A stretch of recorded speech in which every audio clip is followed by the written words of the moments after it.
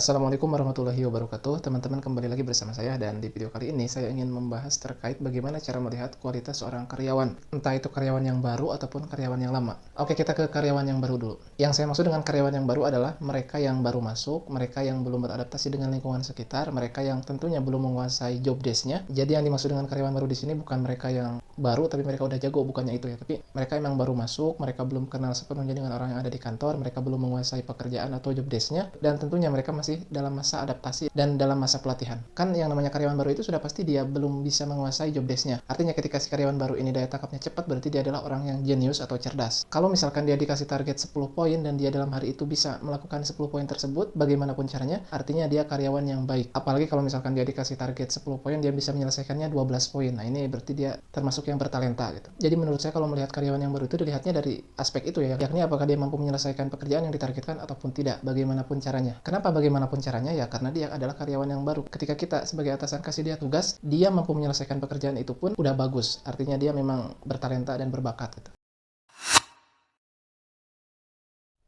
Untuk karyawan yang lama, itu tidak dilihat dari apakah dia mampu menyelesaikan pekerjaannya ataupun tidak. Sebab kalau misalkan karyawan lama masih dipertanyakan tentang apakah dia mampu menyelesaikan ataupun tidak untuk kerjaan hari ini, misalkan, artinya kalau dia tidak bisa menyelesaikannya, dia benar-benar karyawan yang buruk. Itu sangat tidak wajar untuk ukuran karyawan lama. Dia sudah beradaptasi dengan lingkungan, dia sudah mengenal orang-orangnya, dia sudah tahu job desk hari ini itu apa. Jadi kalau sampai nggak selesai, artinya dia emang gak niat menyelesaikan pekerjaannya, dan itu tentunya etos kerja yang buruk.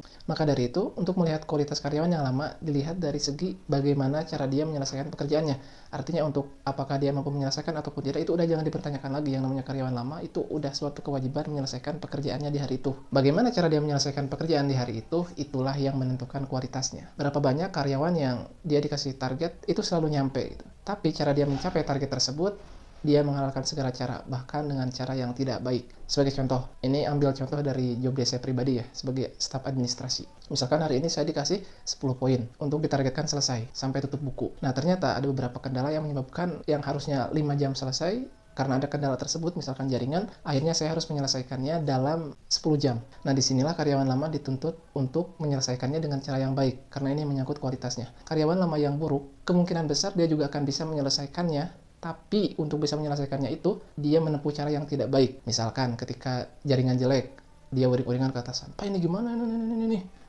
Atau misalkan ada barang-barang di sekitarnya, karena dia kesal, dia banting-banting. Atau ketika dia nulis salah, dia robek-robek kertasnya. Atau kalau misalkan dia butuh sesuatu ke divisi lain, kemudian divisi lain itu slow respon, dia ngamuk-ngamuk. Atau kalau ada orang yang berbuat salah yang membuatnya kesal, dia bentak-bentak, dia temperamental. Nah, ini menunjukkan bahwasanya karyawan ini kualitasnya buruk, kontrol dirinya buruk. Karena apa? Karena untuk mencapai targetnya di hari itu, pencapaiannya di hari itu, dia menghalalkan segala cara, termasuk cara yang salah, yakni temperamental dan marah-marah. Dan saya juga sering kali gitu ya menemukan ada karyawan yang ketika dia udah mentok gitu ya, akhirnya dia nyerahinnya ke atasan gitu. Dan tentunya karena dia lagi emosi, cara nyerahinnya ke atasan pun dengan tidak baik-baik gitu. Misalkan, "Pak, ini gimana dong? Tanyain dong, jangan diam aja. Ini jaringan jelek, kerjaan saya terhambat.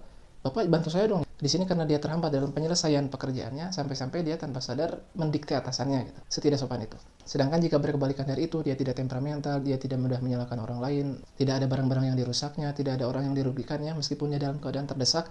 Nah, ini tentunya adalah sosok karyawan yang kualitasnya baik gitu. Jadi gini teman-teman, dalam hal pekerjaan di tempat kerja, itu nggak sesulit matematika gitu, karena yang namanya pekerjaan di tempat kerja itu, khususnya staf administrasi, setiap harinya itu kalau udah bisa ya kita ngelakuin hal yang sama, tapi mungkin alurnya ada yang sebulan sekali, seminggu sekali, ada yang tiap hari, tapi intinya kerjaannya tuh nggak ada yang beda, itu aja.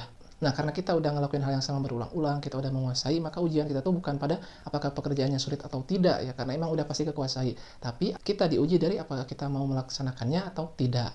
Ya tentunya manusiawi lah, ketika kita melakukan hal yang sama berulang-ulang dalam waktu yang lama, kita akan ngerasa jenuh, dan itulah ujiannya. Dengan kata lain, kualitas karyawan lama itu ditentukan dari kecerdasan emosionalnya, bukan dari kecerdasan IQ-nya. Kecerdasan akademik atau daya tangkapnya itu hanya berlaku bagi karyawan yang baru. Sedangkan karyawan yang lama, dia dinilai dari kecerdasan emosionalnya. Karena ya, baik yang bodoh ataupun yang pinter, kalau udah lama udah pasti menguasai job desk-nya.